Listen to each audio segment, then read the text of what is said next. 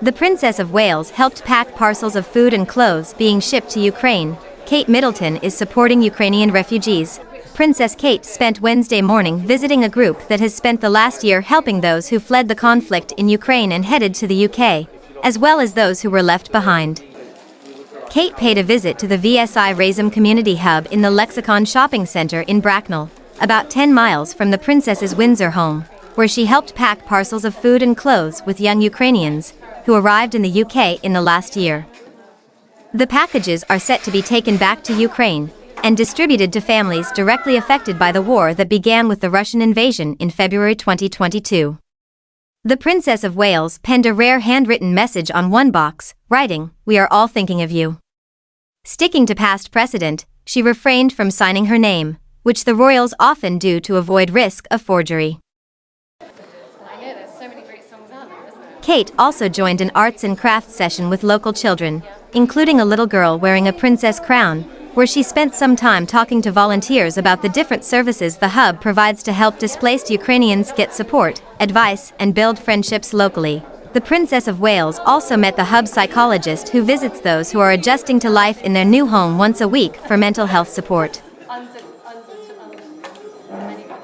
It is the latest in a series of events that Kate and her husband, Prince William, have undertaken to show their solidarity with Ukraine.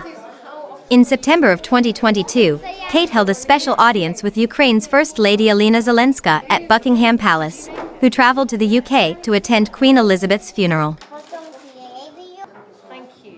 She and William also made a surprise visit to the Ukrainian Cultural Centre in London in March 2022 to hear about the efforts being made to support Ukrainians in the UK and across Europe. They met with members of the Ukrainian community and volunteers to learn about services being offered at the centre, as well as the challenges the community continues to face.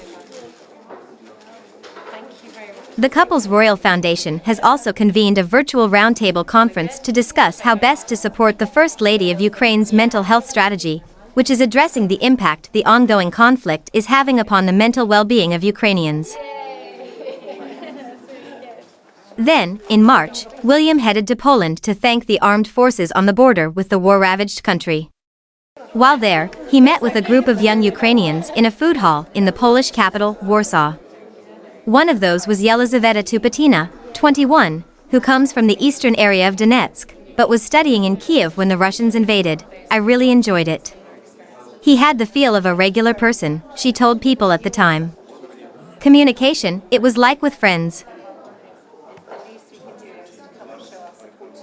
She said it must have been hard to listen to some of the stories from the other girls, but William had an easygoing, smiling manner that put people at ease.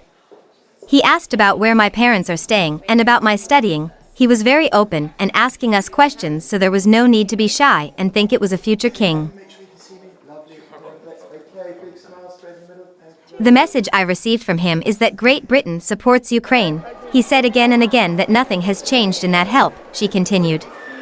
This is a really famous person who wants to show that from getting close to regular people and hearing direct from them personally, not from politics or through media.